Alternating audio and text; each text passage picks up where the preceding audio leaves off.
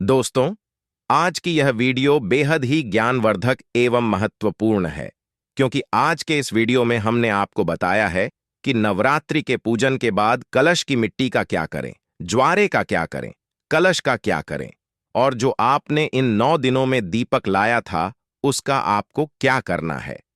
इसलिए दोस्तों, इस वीडियो को अपने फायदे के लिए शुरू से लेकर अंत तक पूरा जरूर देखना। दोस्तों, नवरात्रि भारत के प्रमुख धार्मिक त्योहारों में से एक है, जो देवी दुर्गा की आराधना के लिए मनाया जाता है। नवरात्रि का अर्थ है 9 रातें, और इन 9 रातों में भक्त माता दुर्गा के विभिन्न स्वरूपों की पूजा करते हैं। इस समय भक्त विशेष रूप से कन्या पूजन का आयोजन करते हैं, जो न केवल एक धार्मिक परंपरा है, बल्कि स्त्री शक्ति और कन्याओं के महत्व को भी उजागर करता है। नवरात्रि के पूजन में कन्या पूजन का महत्व अत्यधिक है। हिंदू धर्म में कन्याओं को देवी का प्रतीक माना जाता है। उनका पूजन श्रद्धा और भक्ति का एक अद्भुत प्रदर्शन है।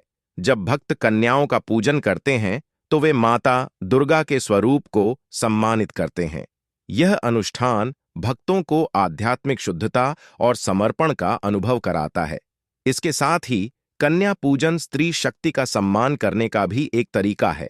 यह समाज में स्त्रियों के प्रति समानता और सम्मान की भावना को बढ़ावा देता है, जिससे समाज में सकारात्मक परिवर्तन संभव होता है। कन्या पूजन की पौराणिक कथा भी अत्यंत रोचक है।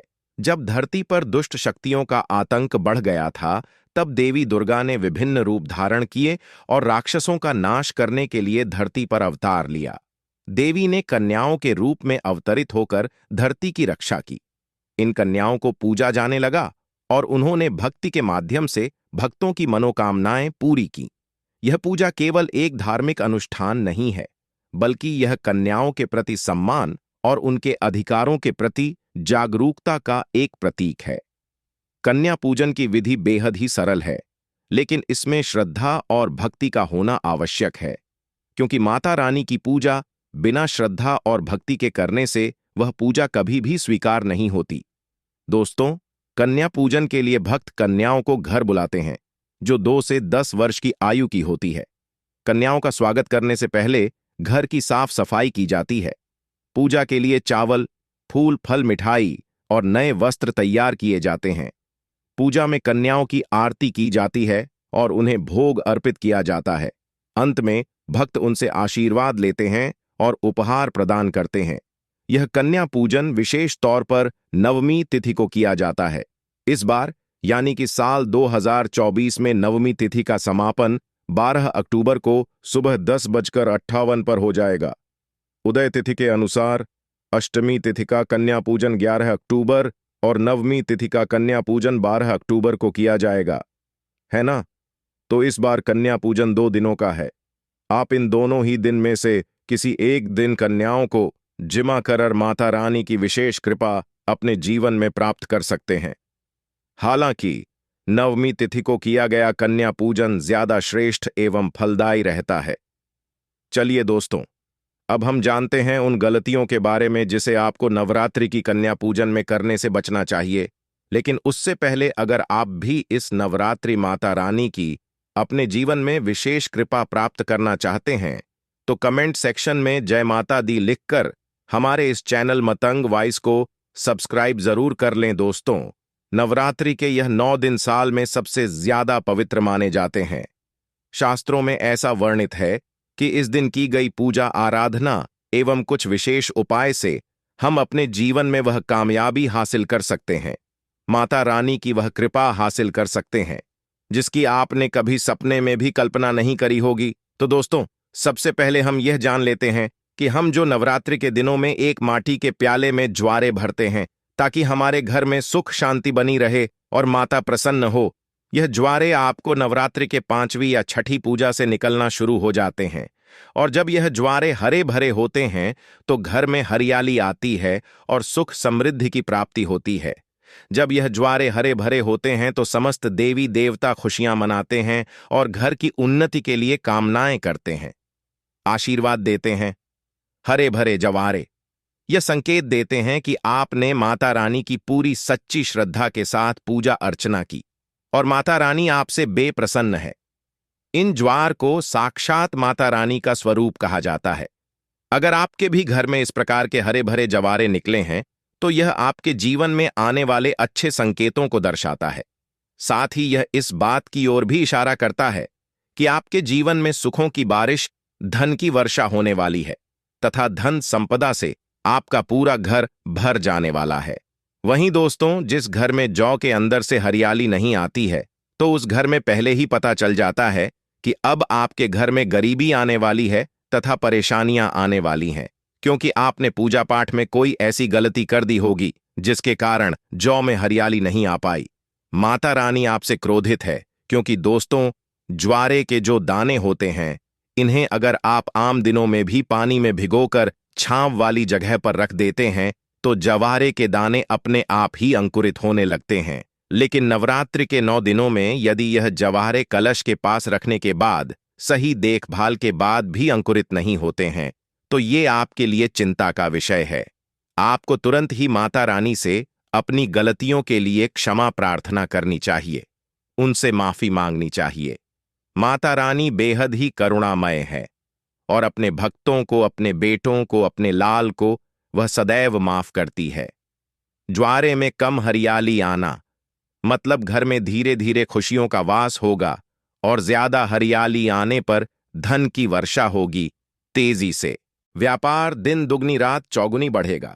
कई लोग जब में डेली पानी डालते हैं, लेकिन हम आपको बता दें कि इसमें पानी नहीं डाला जाता बल्कि पानी का छींटा मारा जाता है। ज्वारे में ज्यादा पानी डालने से भी ज्वारे अंकुरित नहीं होते हैं और जौ सड़ जाते हैं, खराब हो जाते हैं। इसलिए आप ऐसा ना करें और इसी कारण हरियाली नहीं आती है। ज्यादा पानी डालने से ये खराब हो जाते हैं। दोस्तों, ज्वारे जब आपके घर में हरे भरे हो जाए तब इसमें चांदी का सिक्का या रुपये का सिक्का जरूर डालें। सिक्का डालने से माता रानी प्रसन्न होती है और आपके घर में धन का आगमन होना शुरू हो जाता है। दोस्तों, नवरात्रि समाप्त होने के बाद हरे भरे जौ का क्या करें, आइए जानते हैं।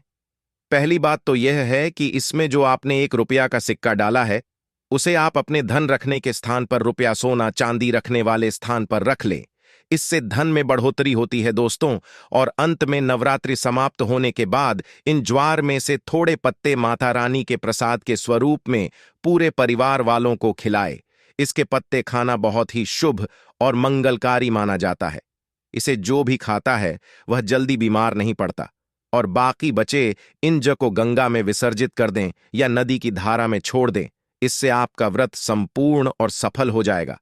दोस्तों, कई लोग अपने घर में अखंड ज्योत चलाते हैं और जो बाती होती है तथा तेल बाती, उसे कई लोग इधर उधर फेंक देते हैं या अपने घर में संभाल कर रख लेते हैं या फिर पानी में डाल देते हैं, जिससे कि आपको कोई फायदा नहीं होता। जो अखंड ज्योति होती है उसे आप मामूली ना समझे। यह बुझने के बाद भी जागृत अवस्था में होती है। इसमें साक्षात आदिशक्ति जगत जननी माता दुर्गा का वास होता है। यह कई दिनों तक चैतन्य अवस्था में होती है, जागृत होती है। दोस्तों, नवरात्रि समाप्त होने के बाद इसके बचे हुए तेल को आप बच्चों की मालिश करने के लिए रखें और आप भी इससे मालिश करें, सर में लगाए, हाथों में लगाए। लेकिन इस तेल को आपको भूल भी अपने पैरों में नहीं लगाना है, ठीक है ना? इससे आपकी सभी बीमारी दूर हो जाएगी और आपके ऊपर सकारात्मकता का संचार होगा। और साथ ही साथ जो अखंड ज्योति की बाती होती है उसे आप किसी कपड़े में करके अपने बाजू में बांध लें। ऐसा करने से आपको धनी होने से कोई नहीं रोक सकता। बच्चे बड़े सभी बांध सकते हैं। इसी के साथ दोस्तों, नवरात्रि में जब कलश स्थापना की जाती है तो कलश के नीचे चावल जरूर रखे जाते हैं। साथ ही मिट्टी, गोबर आदि चीजें भी रखी जाती हैं और कलश के ऊपर एक नारियल भी जरूर रखा जाता है।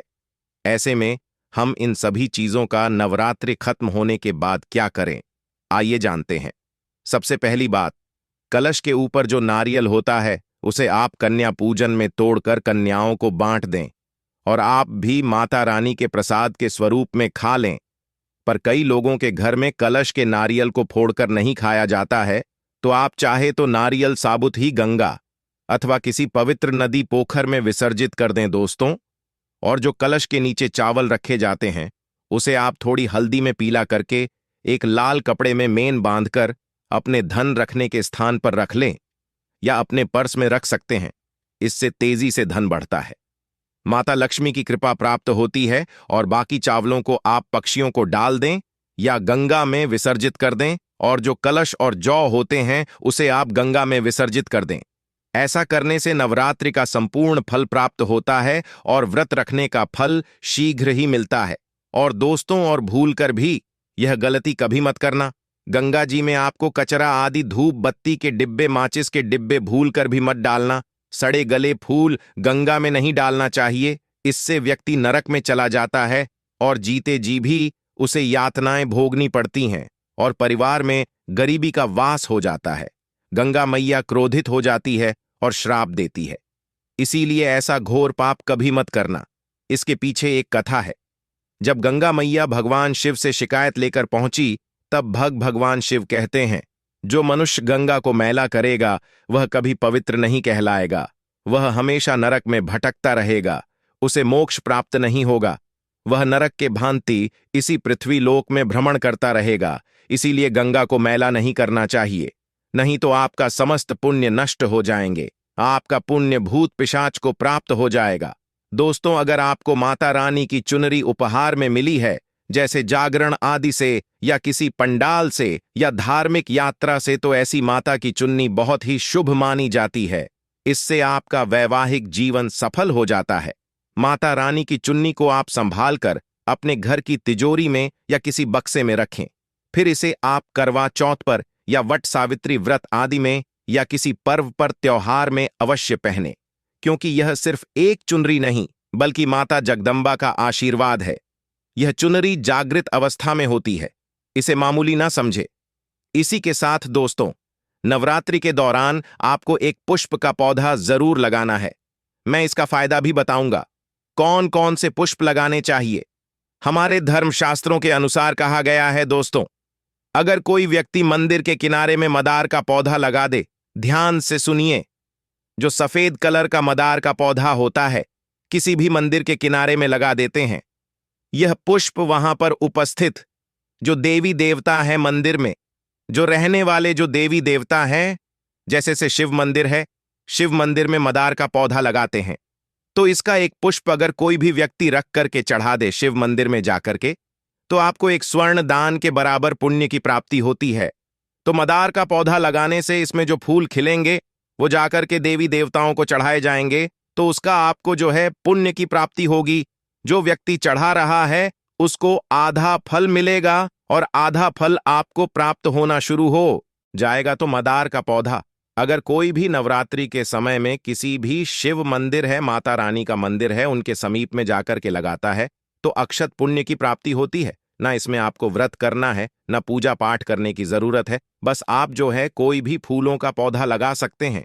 इस श्रेणी में आते हैं जैसे मदार का पौधा, सदा का पौधा, सदा बाहर हमेशा हरियाली रहता है और यह हमेशा फूलते हैं। ऐसे फूल का आपको चयन करना है जो हमेशा फूलते रहे, जिसमें फल फूल आते रहे। तीसरे नंबर पर आता है कनेर का पौधा। जो कनेर का पौधा है, यह देवी मां का श्रृंगार कहा गया है। कनेर के पौधे से अगर कोई भी व्यक्ति कनेर का पौधा सफेद कलर का अगर कनेर है तो फिर इसे अति उत्तम माना जाता है। कनेर के पौधे को पार्वती का स्वरूप कहा गया है। धर्मशास्त्रों में तो कनेर का पौधा चढ़ाने से माता रानी बहुत प्रसन्न होती है और गोदान के बराबर हमें फल की प्राप्ति होती है। आप चाहते हो तो गुड़हल का पौधा लगा सकते हैं। दोस्तों, मंदिर के किनारे में, देवी मंदिर के किनारे में अगर कोई भी व्यक्ति गुड़हल के फूल का पौधा लगता है तो हमारे धर्मशास्त्रों में ऐसा कहा गया है, गुड़हल के वृक्ष पर साक्षात मां जगदम्बा का वास होता है। जी हां, यह मैं कोई हवा में हवाई बात नहीं कर रहा हूं, प्रमाणित बात कर रहा हूं। धर्मशास्त्रों में भी लिखा है, आप माता रानी को 5 भोग लगाएं या न लगाएं, कोई श्रृंगार का सामान चढ़ाए या न चढ़ाए, इससे कोई फर्क नहीं पड़ता।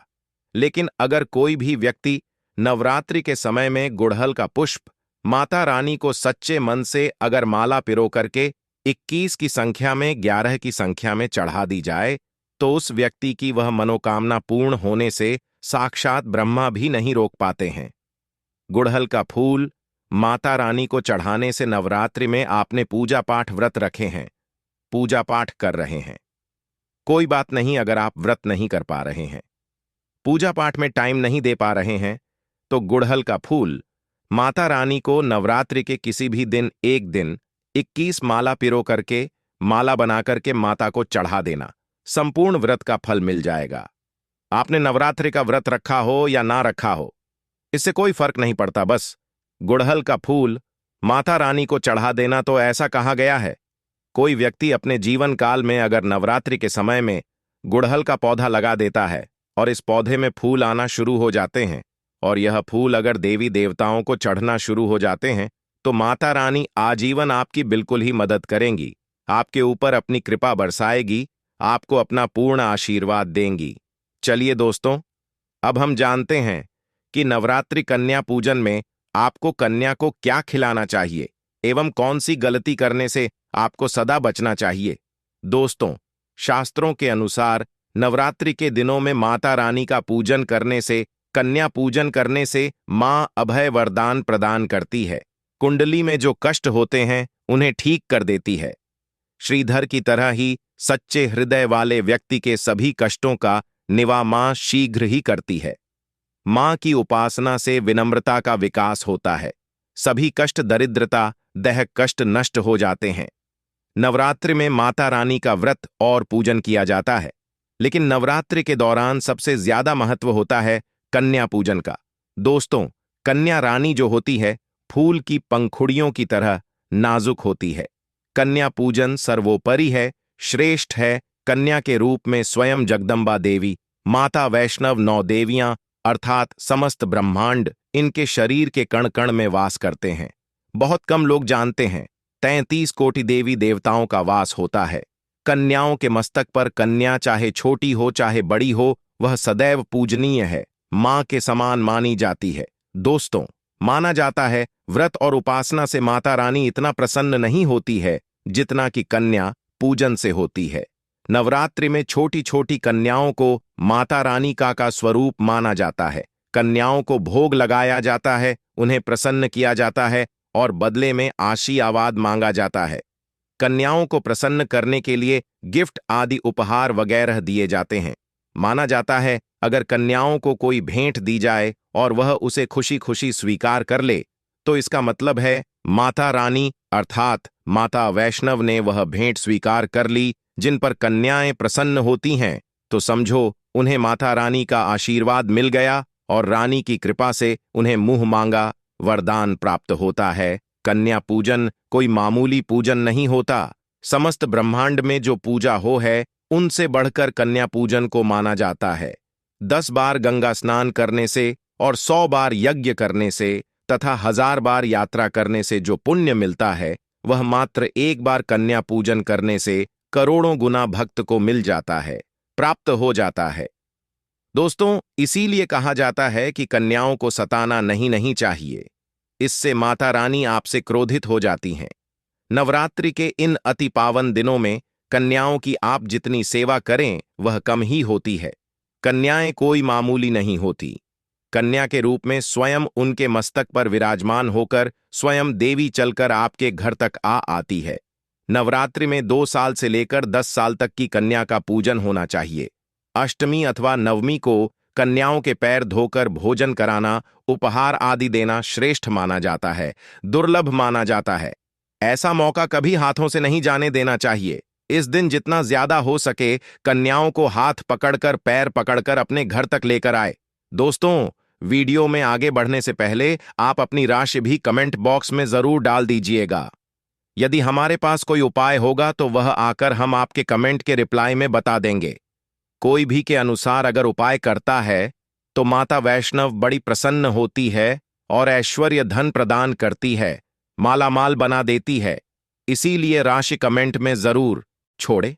और हाँ, माता को एक लाइक जरूर करें। लाइक करने में कंजूसी ना करें। दोस्तों, कैसे करें? कन्याओं का स्वागत। कन्या जब आपके घर आए तब सभी के पैरों को दूध और पानी से उनके पैरों को ढोला नाड़ा संगीत बिछाकर बैठाना चाहिए। उनके माथे पर अक्षत फूल और कुमकुम लगाना चाहिए। फिर उसके बाद भोजन ग्रहण करवाना चाहिए। लेकिन हमेशा याद रहे, कन्याओं की थाली में 3 पूरियां कभी ना रखें। इसे शुभ नहीं, घोर शुभ माना जाता है। 3 पूरियां तथा 3 रोटियां मरने वाले व्यक्ति के लिए निकाली जाती हैं और जेल में कैदियों के लिए दी जाती है। ऐसे में कन्याओं को उनकी थाली में 3 पूरी कभी ना दे, लेकिन 1-2 करके पूरियां दे सकते हैं। इससे 3 संख्या बढ़ जाती है और दोष भी नहीं लगता। दोस्तों, कन्याओं को खाना खिलाने के बाद अंत में कन्याओं के सिर पर लाल चुनरी उड़ाना चाहिए और भोजन में आपको खीर, पूरी, हलवा चना तथा आलू की सब्जी, छोले वगैरह गैर की सब्जी खिलानी चाहिए। पनीर आदि भी खिलाया जा सकता है। वैसे माता रानी का प्रिय भोजन खीर, हलवा, पूरी और छोले आदि ही है, लेकिन भूल से भी लहसुन और प्याज का इस्तेमाल कभी ना करें, अन्यथा अनर्थ हो जाएगा। अक्सर कई लोग कन्याओं को कुरकुरे का पैकेट, चिप्स, गैरह का पैकेट खिलाते हैं, जो कि घोर अनर्थ माना जाता है, क्योंकि इसमें लहसुन प्याज का इस्तेमाल होता है, जिसके कारण आपका व्रत खंडित हो सकता है। मां दुर्गा क्रोधित हो सकती है। जहां आपने 9 दिनों तक लहसुन प्याज का परहेज किया, लेकिन आपकी एक गलती पूरे व्रत को खंडित कर सकती है। इतना भी नादान नहीं बनना चाहिए कि माता रानी रूठ हो जाए और कन्याओं को भी अशुद्ध होना पड़े। कन्याओं को डब्बा बंद कोई भी ऐसी चीज ना खिलाए जिसमें लहसुन प्याज होता है। कई चीज तो ऐसी होती है मार्केट में जिसके अंदर लहसुन प्याज का इस्तेमाल होता है। ऐसा आप कभी मत करना दोस्तों। कई लोग कन्या पूजन में खाना घर पर नहीं बनाते और मार्केट से रेडीमेड लाकर ही खिलाते हैं तथा दही जलेबी खिलाते हैं, जो कि शुभ नहीं माना जाता दोस्तों। ऐसा खाना वो लोग खिलाते हैं जिनके घर में मान लीजिए कोई दुर्घटना आदि हो गई है, या घर में कोई बीमार है, या कोई मुसीबत है, तब वह ऐसा करते हैं। लेकिन अगर आप स्वस्थ हैं, आपको कोई पीड़ा नहीं है, तो ऐसा भूल कर भी नहीं करना चाहिए। माता रानी दही जलेबी नहीं, आपके हाथों का बना भोजन खाना चाहती है, आपका प्यार चाहती है। फिर चाहे आप घर में एक ही पूरी क्यों ना बनाएं माता के लिए, पर आप स्वयं ही अपने हाथों से माता रानी को भोजन खिलाएं। देखिए, भले ही आप दही जलेबी खिला सकते हैं, परंतु माता को घर का बना हुआ शुद्ध भोजन ही अति प्रिय है। कई सारे लोग कन्या पूजन में ऑनलाइन खाना मंगाकर कन्याओं को खिला देते हैं, लेकिन आपको हम बता दें कि ऐसा करने से आपको कन्या पूजन का फल प्राप्त नहीं होता एवं माता रानी आपसे हो जाती है, क्योंकि जब कभी भी आप बाहर से कोई भी खाने पीने की सामान मांगते हैं, तो वह खाना शुद्धता एवं पवित्रता से तैयार नहीं होता। चाहे कितनी ही बड़ी रेस्टोरेंट से आप खाना मंगवा रहे हो, उसमें वह शुद्धता, वह पवित्रता नहीं हो सकती जो आपके घर के बने भोजन में होगी। खासकर नवरात्रों के दौरान घर में पक्का खाना अवश्य बनाना चाहिए। माता रानी बहुत प्रसन्न होती है।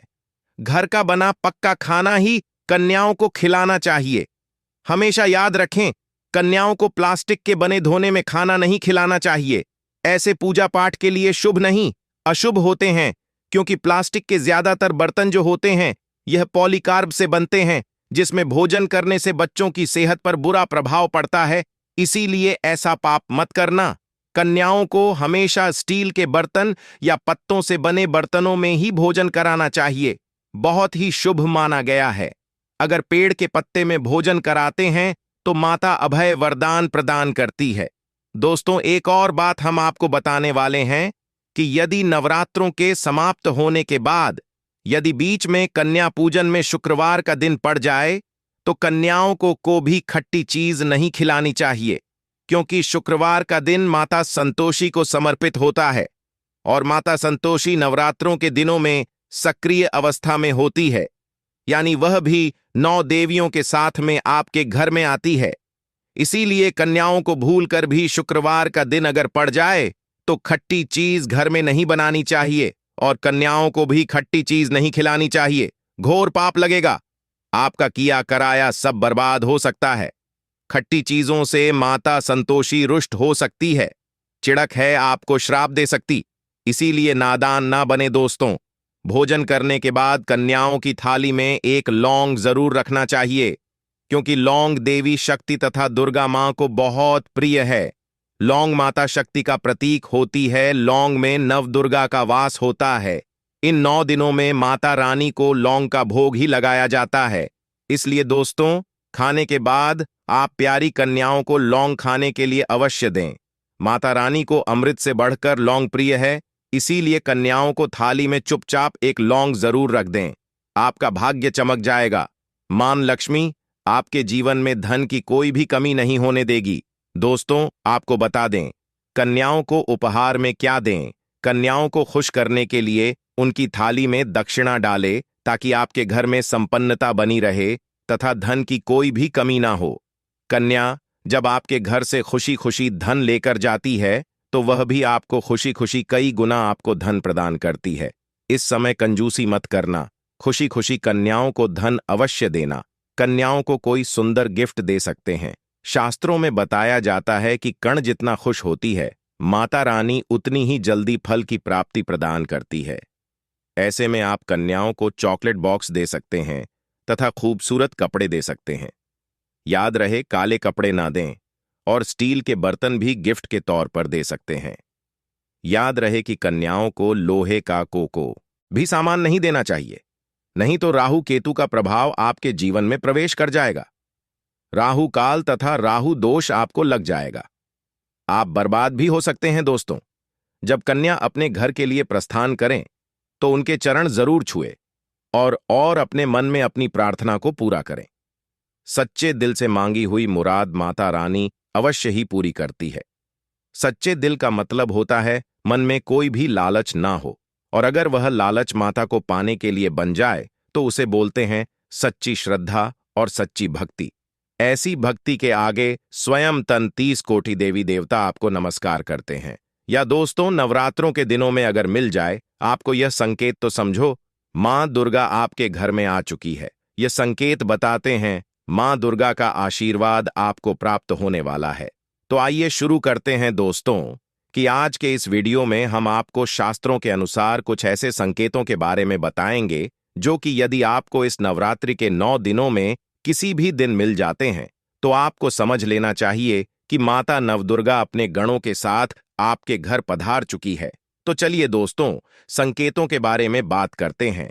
लेकिन उससे पहले यदि आप भी इस नवरात्रि अपने जीवन में माता वैष्णो की कृपा अपने और अपने परिवारजनों पर पाना चाहते हैं तो कमेंट में जय माता दी जरूर लिख दें। दोस्तों, हमारे हिंदू संस्कृति में कुल 4 नवरात्रों का वर्णन है, जिसमें से कि 2 नवरात्र होते हैं एवं 2 प्रत्यक्ष नवरात्रि होते हैं।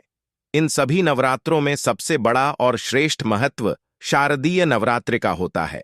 नवरात्रि के इन 9 दिनों में हम अपने घर पर कलश की स्थापना करके माता रानी की पूजा आराधना करते हैं एवं उनका आशीर्वाद प्राप्त करते हैं। दोस्तों, हमारे शास्त्रों में ऐसे 7 संकेतों का वर्णन हमें मिलता है जो कि माता रानी के आपके घर में होने के सबूत देते हैं। साथ ही नवरात्रि में यह 7 संकेत बताते हैं कि मां दुर्गा आपसे बहुत प्रसन्न है और आपके घर में स्वयं आ चुकी है। यह 7 संकेत आप भी अपने घर में जरूर चेक करना। नवरात्रि में मां दुर्गा चैतन्य होती है, इसलिए इन दिनों में की गई सच्ची भक्ति का परिणाम माता दुर्गा हमें तुरंत दिखा देती है। इसलिए नवरात्रि के इन सभी 9 दिनों में हमें सच्ची भक्ति से माता रानी की पूजा उपासना करनी चाहिए और साथ ही गलत कर्मों को करने से भी बचना चाहिए, क्योंकि इस समय गलत कर्म करने से चैतन्य होने के कारण माता रानी हमें उस कर्म का बुरा परिणाम भी तत्काल दिखाती है, हमें दंडित भी करती है। नवरात्रि के पूरे 9 दिन हमें पूर्ण रूप से सात्विक विचार से रहना चाहिए। हमें न दिनों तक कपट, छल, ईर्ष्या और द्वेष का परित्याग कर देना चाहिए, क्योंकि जिस व्यक्ति के विचार शुद्ध एवं आचरण पवित्र होते हैं, माता दुर्गा उन्हीं के घर आती है। मां दुर्गा जिस घर में आती है उस घर को तीर्थों से भी ज्यादा पवित्र एवं शुद्ध कर देती है। वहां रहने वाले सभी लोगों की बुद्धि भक्तिमय हो जाती है और घर एकदम शांत रहता है, आनंददायी लगने लगता है। तो आप भी अपने घर में चेक करना। ये अगर 7 में से कोई भी संकेत आपको मिलने लगे तो समझ जाना माता रानी आपके घर में आ चुकी है। तो आइए जानते हैं कुछ संकेत को बताने से पहले अभी तक आपने वीडियो को लाइक नहीं किया है तो वीडियो को लाइक जरूर कर दें और कमेंट बॉक्स में अपनी राशि भी डाल दीजिएगा। यदि हमारे पास कोई उपाय होगा जिसे करके आप नवरात्रि के इन पावन दिनों में आदि शक्ति माता जगदम्बा की कृपा प्राप्त कर सकते हैं तो वह आकर हम आपके कमेंट के रिप्लाई में बता देंगे। दोस्तों, सर्वप्रथम मैं आप लोगों को नवरात्रि के दिनों में किए जाने वाले कुछ उपाय बताऊंगा जिन्हें करके आप अपने जीवन को पूरी तरीके से बदल सकते हैं। साथ ही साथ नवदुर्गा के 9 स्वरूप एवं उनकी महिमा से भी आपको अवगत करवाऊंगी, क्योंकि शास्त्रों में ऐसा वर्णित है कि जो भी कोई नवरात्रि के दिनों में माता नवदुर्गा की महिमा एक बार भी सुन लेता है, उसे अपने जीवन में फिर कभी भी पैसों को लेकर परेशान नहीं रहना पड़ता। दोस्तों, आज की यह वीडियो इतनी ज्यादा महत्वपूर्ण है कि अगर आपने इस वीडियो को मिस कर दिया तो सारी जिंदगी आपको पछताना पड़ सकता है। दोस्तों, भाग्यशाली व्यक्ति के घर में माता रानी आती है और यह संकेत देती है, क्योंकि इस समय माता रानी हमारे घर में आ जाती है, लेकिन कुछ गलतियों के कारण हम माता रानी को पहचान नहीं पाते। यही सबसे बड़ी हमारी मूर्खता है। तो वीडियो को ध्यान से देखना। माता रानी के जो 9 स्वरूप कहे गए हैं, उनकी पूजा करने से हमें अलग अलग फल की प्राप्ति होती है। ये जानकारी सबसे पहले जानते हैं, क्योंकि आप में से अधिकतर लोग वीडियो को देख रहे हैं, वह नवदुर्गा माता की पूजा करते हैं, लेकिन उनके जो 9 स्वरूप है, उनकी पूजा करने से कौन से फल की प्राप्ति होती है, उनके बारे में उन्हें पता नहीं होता। तो सारी जानकारी विस्तार से बताऊंगा। अगर आप माता रानी के सच्चे भक्त हैं तो वीडियो को पूरा जरूर देखना, क्योंकि अधूरा ज्ञान हमेशा खतरनाक साबित होता है। ध्यान से देखना और कमेंट बॉक्स में जय माता दी जरूर लिखना। नवरात्रि के प्रथम दिन हम देवी मां शैलपुत्री की पूजा करते हैं। नवरात्रि में जो माता का प्रथम स्वरूप है वह है शैलपुत्री। तो शैलपुत्री किस लिए बोला जाता है?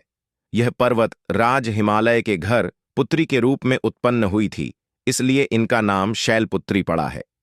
वृषभ में माता जो पुत्री स्थित रहती है, वृषभ इनका वाहन है।